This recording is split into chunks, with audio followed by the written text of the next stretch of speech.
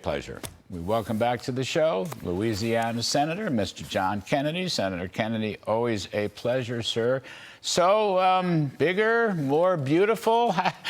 Mr. Trump says, yes, go ahead. Speaker Johnson says, not too much. How do you read it right now, Senator Kennedy?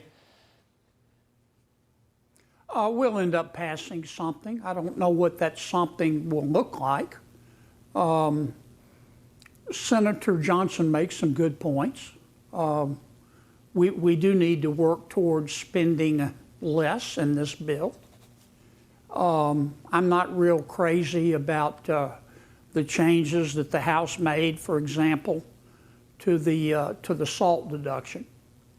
I will support reducing spending to the point that we run out of votes. I mean, we've got to pass a bill. You know, some people have a greater appetite for reducing spending. I'm one of them than others. But we'll get it done. If I were Senator Thune, though, I would give us a time limit. This bill's not like wine. It doesn't get better with age. We've got to wrap this up in about the next 60 days, and probably the president will have to get involved. It won't be unanimous on our side. Senator Paul, who I respect, Rand's not going to vote for anything ever.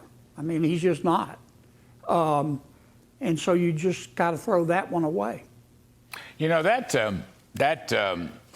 raising the deduction for the SALT, state and local tax deduction, that you're not fond of, neither am I, by the by, as you probably know, that is a very expensive proposition, taking that deduction from $10,000 to $40,000, whatever else bells or whistles are on that thing.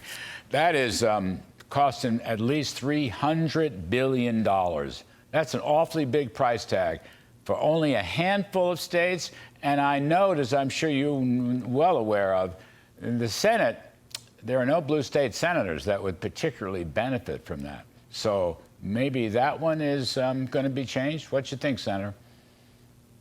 Well, I think it'll be changed. Look, the increasing the SALT deduction, it only helps. It helps New York. It helps Illinois. It helps New Jersey. And all we're doing by increasing the SALT deduction is encouraging those states to just raise taxes and run people off. That's all we're doing. I understand the Congress people who in those states who are on the Republican side of the aisle who needed to get reelected, but they don't need a 3 or 4 times increase in the SALT deduction.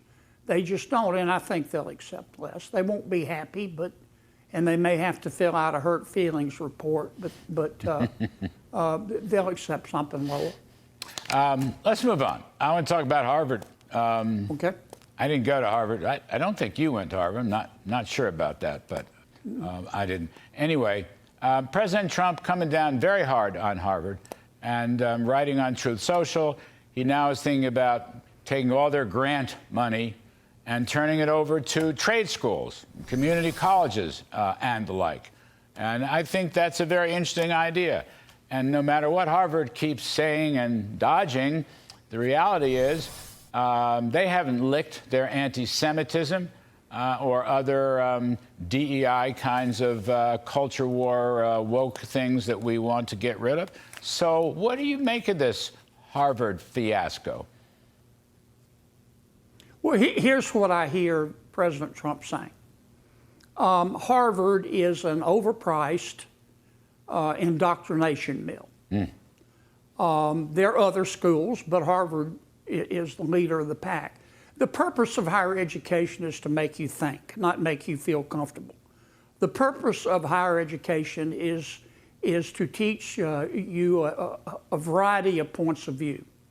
Harvard doesn't practice that.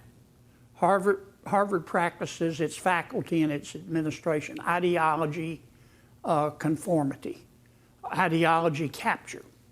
And from their point of view, they believe in only certain things, and you can't believe in anything else. For example, they believe in racial quotas. Well, they're illegal. Harvard believes in diversity, equity, inclusion, and the right to hurt Jewish people. Well, that's illegal. Now, they're entitled to believe what they want, but they're not entitled to break the law and still get taxpayer money. I would take the money, and let me just say this, universities are not the only places that can do research. I would take a big chunk of this money and give it to what we call DARPA. Most people haven't heard of it. It's called the Defense Advanced Projects or Research Agency. Yeah. It's in the Department of Defense, DARPA we call it.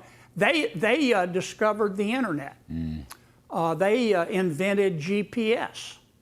I would load DARPA down with so much money that they'd be bow-legged.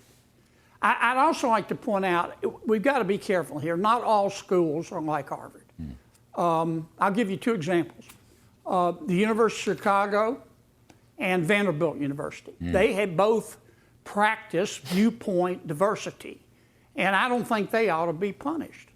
But Harvard's attitude is we can do what we want, and we have a constitutional right to the money, and I think they're wrong, and I think they're going to find out how wrong they are. You know, we've talked on this show from the DHS circular, Secretary Kristi Noem, Harvard financing Chinese Communist Party paramilitary people. Harvard financing that. And they don't want to tell the administration who and how many exactly foreign students they have, whether they have visas or not, or basically what they're doing there. I mean, it isn't as though it's all study, and it isn't as though they're friends of ours. I mean, I just think that is a very arrogant point of view by the college's standpoint.